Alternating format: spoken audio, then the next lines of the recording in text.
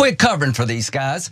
No, your media, you keep covering for these guys. Senator Lindsey Graham, a Republican, of course, lost his temper while talking to CNN's Dana Bash after he inaccurately stated that the reversal of Roe v. Wade protected those who wanted to ban abortions up till the moment that the baby was going to be born. Right, so he's spreading the same lie we've heard from the right wing over and over again. The vast majority of abortions take place in the first trimester. The only time late stage abortions happen is when there's a serious problem with the fetus or a serious health risk to the mother. But it doesn't matter, he keeps spewing those lies, and when Dana Bash has the audacity to do her job in correcting him, he loses his temper. So let's watch. What the Democratic Party proposes on abortion is barbaric. Abortion up to the moment of birth, taxpayer funded, I think is barbaric. I welcome this debate. I think the Republican Party will be in good standing to oppose late-term abortion like most of the civilized world. Just for the record, Roe went up to viability, but I just want to button this up. No, quit covering for these guys.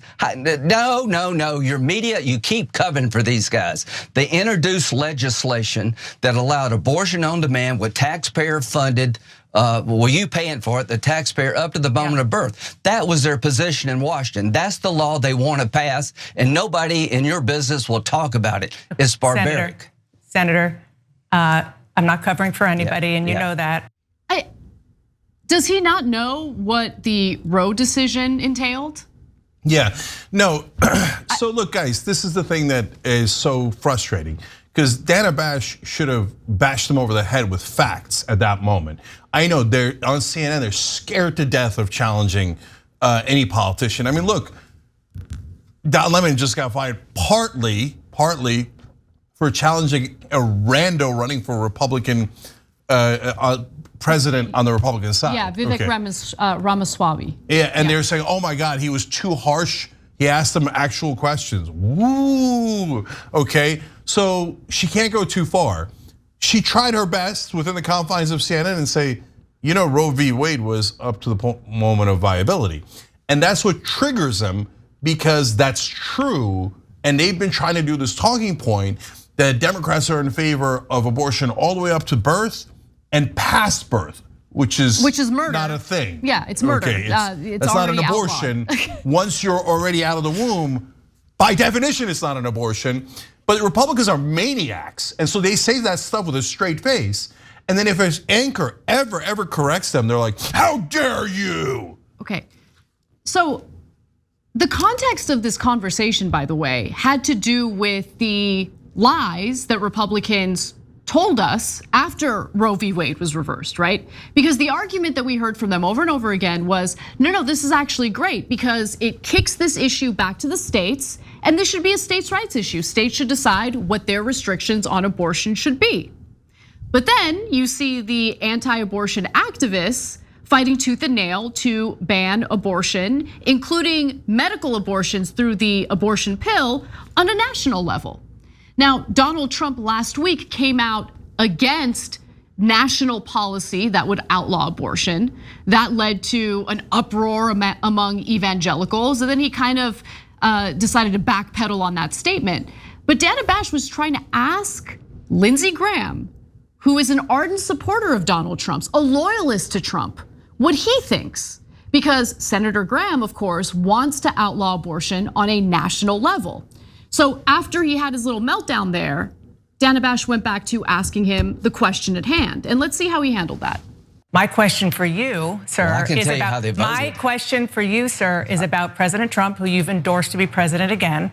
Is he right in saying that this issue should be a states issue?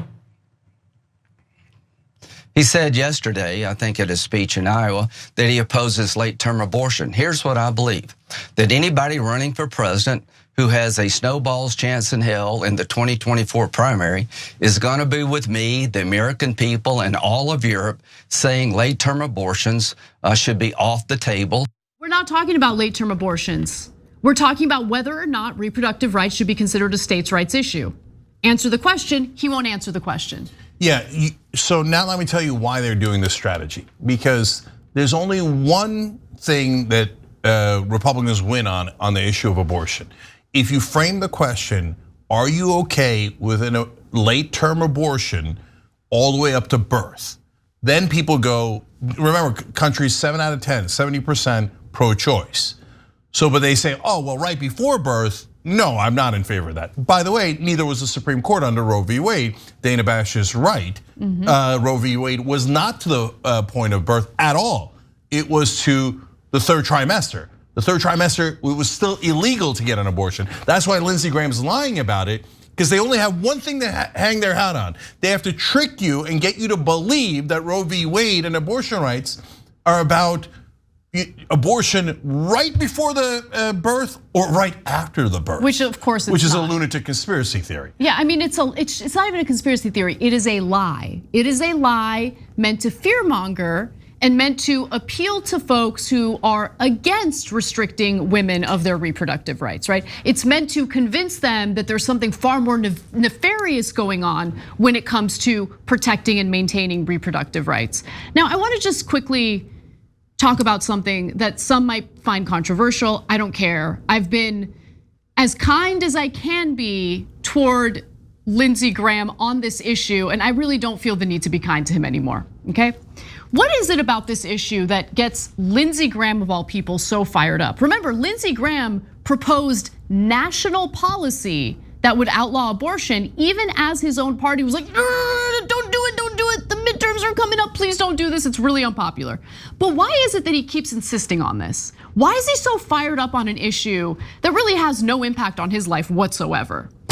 Could it be that as someone who's very possibly gay and in the closet because of the religious right, he's trying to project and position himself as an individual who's pious, an individual who really wants to pander to the religious base? I think that's really what it is. I think the other part is, I've been punished my whole life for who I am. Why can't I punish women who get pregnant when they don't want to get pregnant?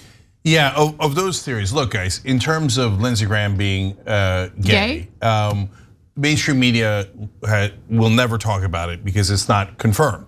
Okay, fair. By the way, it is not confirmed. We are speculating that he's gay. Yeah, so we're being honest with you guys. We don't have pictures or video of him having gay sex, so we don't have evidence of that. Okay, but in my lifetime, this has been the most consistent rumor in all of Washington. I remember hearing rumors about how Larry Craig was having sex with men in the bathroom in all over Washington D.C. There's another Republican senator that wound up getting caught having sex with men in the bathroom. He didn't have, when he got caught, he hadn't started the sex act yet, to be fair, okay? And even so, people were like, yeah, but Lindsey Graham's more gay. Okay, so maybe he is, maybe he isn't, but certainly everyone in Washington thinks he is. And since everyone in Washington thinks he is, he comes out and goes, oh yeah, evangelical right. I'll be even more vicious than anyone else. No, 100%. I'll prove myself to you. 100%, guys. I mean, he goes on national television, he literally cries about it. He cries about it. I don't believe for a second that he actually cares about abortion as much as he purports to. There's something he's the most else going phony on. guy. First of all the politicians are total phonies. You think he gives a damn about abortion? He doesn't care at all. He doesn't care 1%. Does he care about the pro-life position? No, he wants AR-15s, even though they massacre kids. We can go on, and he votes against all the programming, the government programs that would help poor kids in the country, et cetera. No, he doesn't give a damn about any of that. It's all political posturing. And the good thing about Lindsey Graham is he's very brazen about it. He told you, oh, I'm against Donald Trump in 2016. Yeah. He's the worst guy that's running. He's a narcissist, a liar, a jerk, all these things. And the minute Trump won, he turned around and he said, he's like, well, that's how I get close to power. No. So now I'm telling you, Donald Trump's the greatest thing on earth. I'll give you a specific citation. During the interview that he had with The Daily, which is the podcast for the New York Times, he was asked specifically, how did you change your mind on Trump? You were so critical of him prior to him winning, and now all of a sudden you're buddy-buddy. I want to stay relevant. He literally said it. So that's the exact same thing he's doing with abortion. Everyone thinks I'm gay and they hate gay people. He knows more than anyone else in Washington, Lindsey Graham knows that Republican leaders hate gay people. So he's like, oh, I'll make up for it. I'll make up for it. I'll hate women even more than you do. I'll take away all their rights and I'll lie nonstop about it. This is my issue. I care so much about the unborn. Yeah, sure, Lindsey. Whatever gets you through the night. Yeah, and look, final thing I'll say about it is this issue has been used for political purposes by right-wing politicians forever, right? It's meant to accumulate power. It's meant to earn brownie points among evangelical voters. The point that I'm trying to make is, out of all those Republican lawmakers, Senator Graham goes the extra mile, right? And he's even willing to go against his own party in proposing national policy that could potentially hurt his party in the lead up to the midterms. And why? Like, what's motivating that? And that's just the question I've had in my mind, floating a theory out there. I know it's controversial. Curious what you guys think. So write in, let us know. Thanks for watching The Young Turks, really appreciate it. Another way to show support is through YouTube memberships. You'll get to interact with us more. There's live chat emojis, badges. You've got emojis of me, Anna, John, JR. So those are super fun. But you also get playback of our exclusive member-only shows and specials right after they air. So all of that, all you gotta do is click that join button right underneath the video. Thank you.